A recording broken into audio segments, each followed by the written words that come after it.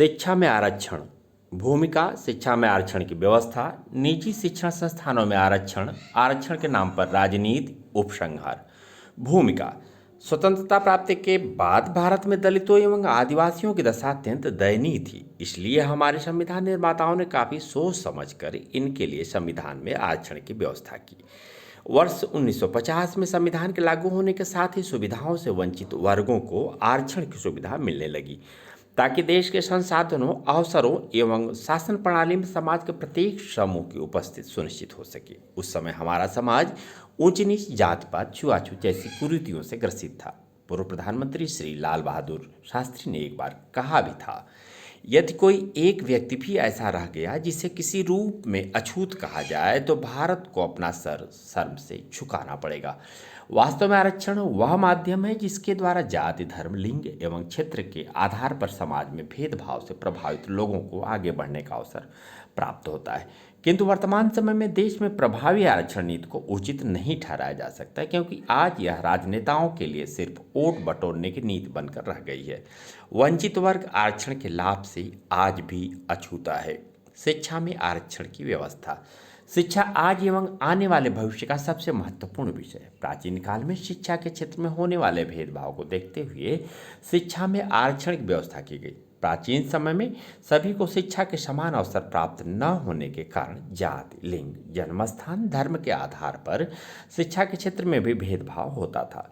देश की उन्नति के लिए शिक्षा को बढ़ावा देने की बहुत अधिक आवश्यकता थी, जिसके लिए सभी को समान शिक्षा के अधिकार देने की जरूरत थी। इसलिए संविधान में इसके लिए प्रावधान किया गया।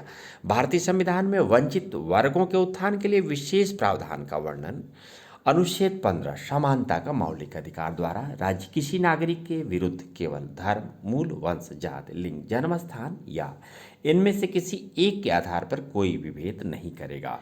लेकिन अनुच्छेद 15(4) के अनुसार इस अनुच्छेद की या अनुच्छेद 29 के खंड 2 की कोई बात राज्य को शैक्षिक अथवा सामाजिक दृष्टि से पिछड़े नागरिकों के किन्हीं वर्गों की अथवा अनुसूचित जाति एवं जनजातियों के लिए कोई विशेष व्यवस्था बनाने से नहीं रोक सकती। अर्थात राज्य चाहे तो इनके उत्थान के लिए आरक्षण या शुल्क में कमी अथवा अन्य उपबंध कर सकती है। कोई भी व्यक्ति उसकी विधि मान्यता पर हस्तक्षेप नहीं कर सकता है कि यह वर्ग विभेद उत्पन्न करते हैं। स्वतंत्रता प्राप्ति के समय से ही भारत में अनुसूचित जातियों और जनजातियों के लिए सरकारी नौकरियों एवं शिक्षा में आरक्षण लागू है। मंडल आयोग की संस्तुतियों के लागू होने के बाद वर्ष 1993 से ही अन्य पिछड़े वर्गों के लिए नौकरियों में आरक्षण की व्यवस्था कर दी गई।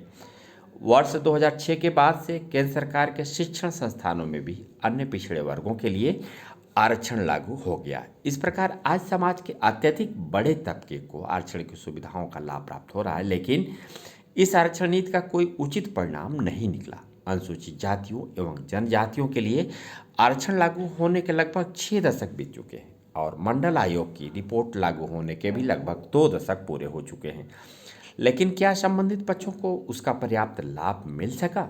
सत्ता एवं सरकार अपने निहित स्वार्थों के कारण आरक्षण की नीति की समीक्षा नहीं करती। अन्य पिछड़े वर्गों के लिए मौजूदा आरक्षण की समीक्षा तो संभव भी नहीं है, क्योंकि इससे संबंध वास्तविक आंकड़ों का पता ही नहीं। चूंकि आंकड़े नहीं हैं, इसलिए योजनाओं का कोई लक्ष्य भी नहीं है। आंकड़ों के अभाव में इस देश के संसाधनों, अवसरों और राजकाज में किस जाति और जाति के समूह की कितनी हिस्सेदारी है, इसका तुलनात्मक अध्ययन ही संभव नहीं है। सैंपल सर्वे, नमूना सर्वेक्षण के आंकड़े इसमें कुछ मदद कर सकते हैं, लेकिन इतने बड़े देश में 4-5 हज़ार के नमूना सर्वेक्षण से ठोस नतीजे नहीं निकाले जा सकते। निजी शिक्षण संस्थानों में आरक्षण। सरकार ने 104वें संविधान संशोधन के द्वारा देश में सरकारी विद्यालयों के साथ साथ गैर सहायता प्राप्त निजी शिक्षण संस्थानों में भी अनुसूचित जातियों, जनजातियों एवं अन्य पिछड़े वर्गों के अभ्यर्थियों को आरक्षण का लाभ प्रदान कर दिया है। सरकार के इस निर्णय का समर्थन और विरोध दोनों ही किए गए हैं। वास्तव में निजी क्षेत्रों में आरक्षण लागू होना अत्यधिक कठिन है, क्योंकि निजी क्षेत्र लाभ से समझौता नहीं कर सकते यदि गुणवत्ता प्रभावित होने से ऐसा होता हो।